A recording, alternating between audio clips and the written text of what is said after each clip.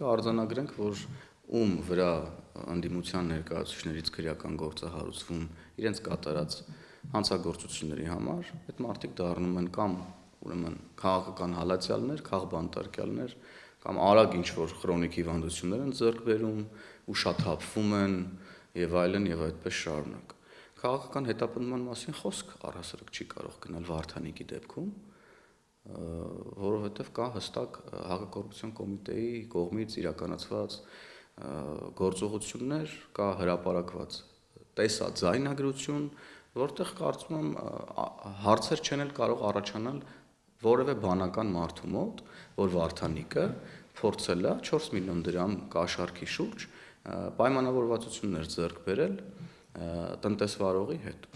իր գլխավոր ճարտարապետի հետ միասին։ Սրանք հրապարակված հայտնի փաստեր են, որոնց վերաբերյալ